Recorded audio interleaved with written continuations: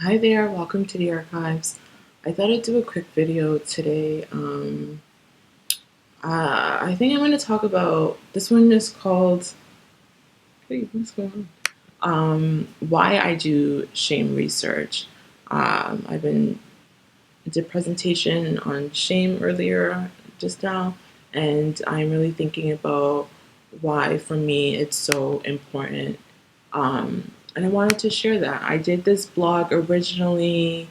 This was originally posted, I believe, on February 15th of 2022.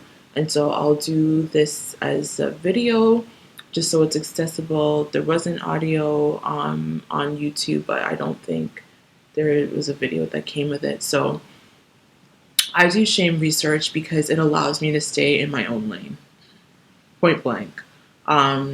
While at the same time, I'm able to have so many different conversations that I'm interested in and all at once. It's where and how I've done the work the last, 8 to 9 years has been primarily around emotions.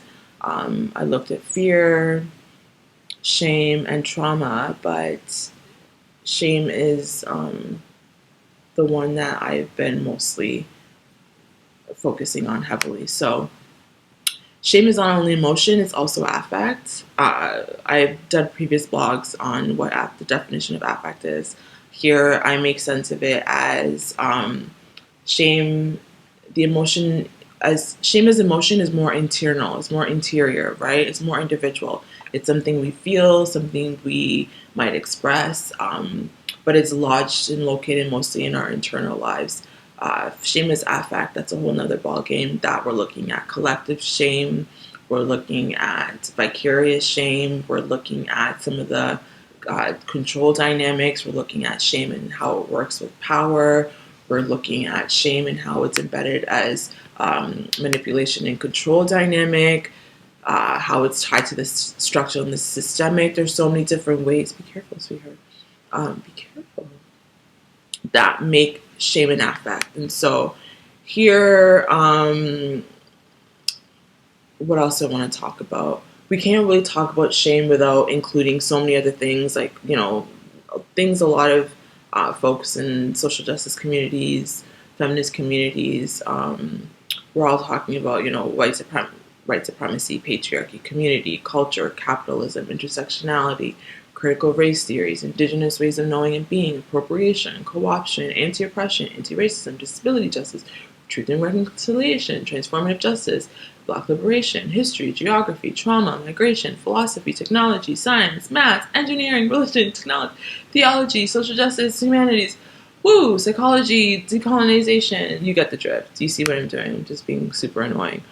All to say is shame is tied to so many different conversations that are really important as well too. If you think about resistance movements, right? If you're thinking about literature, the metaphysical, the spiritual, Toni Morrison writes about shame.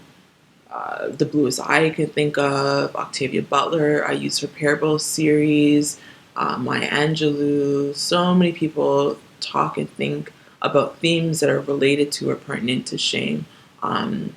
It's individual, but at the same time, it connects with our mind bodies. It links to mental wellness, mental health, our physical health. Shame is physically painful. I talk about that. Others talk about that. It's in the literature. Uh, Again, shame is connected to domination. If you're thinking about how people will use shame to exert power over you, we're thinking about vulnerability. Brene Brown's work a lot talks about vulnerability and shame. An inferiority complex. Often, shame will cause people to feel really small, but then they don't want people to see them as small because they don't want it to look shameful. So then they'll act like everything is okay, and then we hyper perform. Aggression is tied to anger, so many different things. Neurology, the brain can play tricks on us, and so what is emotionally painful might be read as physically painful.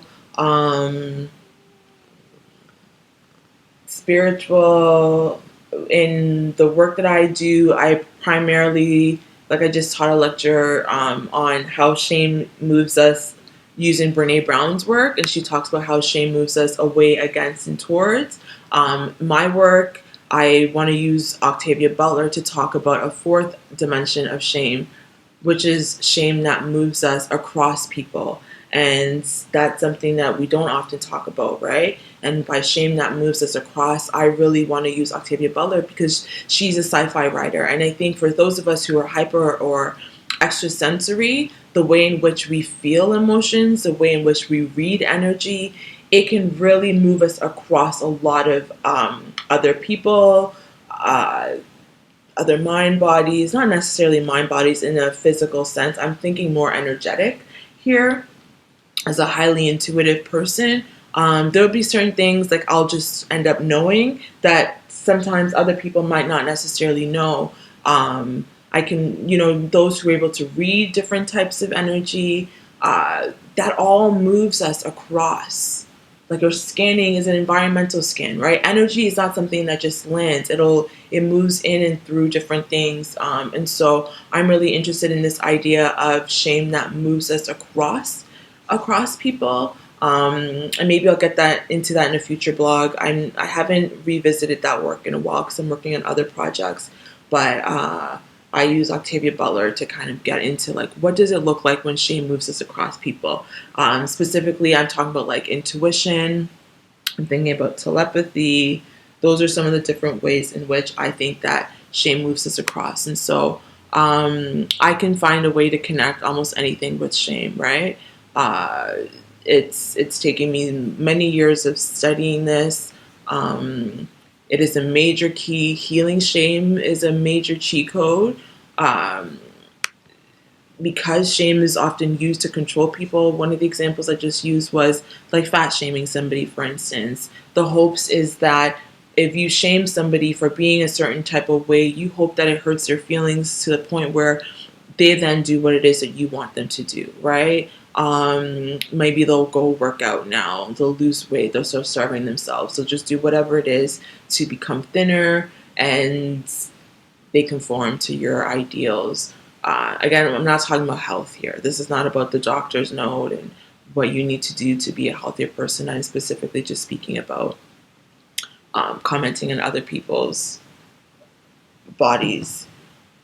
So what happens when you start to heal that shame, right? When you no longer feel ashamed of yourself, or you no longer take the projections of shame on, it completely unravels so many different things, right? Because now you're not as easily, people can't manipulate you the same way. They can't control you in that same way. They can humiliate you, absolutely, but you don't feel that. You don't feel the physicality of shameful, painful shame in that same way. And so I really, I study shame because for me it's such an important emotion. I get sick of it as well too, I'm not gonna lie. Especially because so much of shame can be so heavy. It could be so, like it takes you out of your joy. I appear everywhere. It takes you out of your joy. And so for me, this is where it can be burdensome. One of the writers that I study, she talks about Elspeth Probin. She talks about how shame makes you like a hypochondriac, right? Like you just start to sense everything, you feel everything, you feel like you're getting sick, you become paranoid.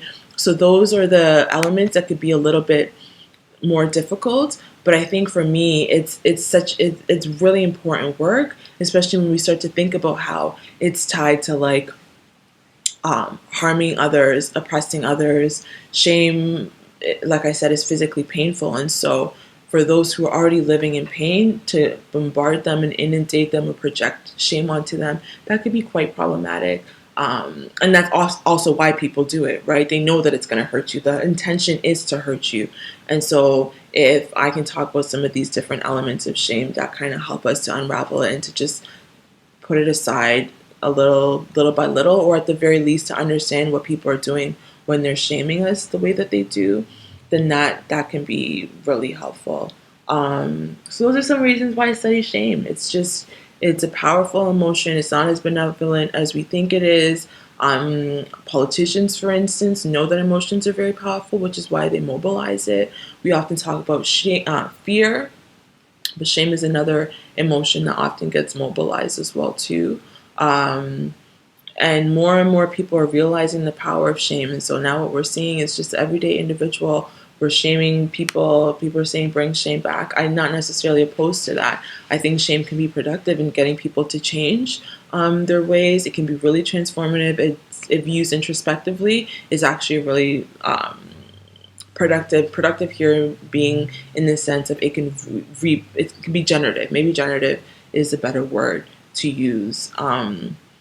So that's, yeah, those are some of the reasons why I didn't really stick to a script, because I just wanted to kind of to do this really quickly and get it out. But those are some reasons why I study shame.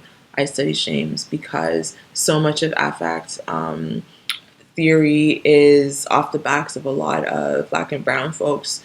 But so often the experts that are talking about the work tends to be some of my white colleagues, right?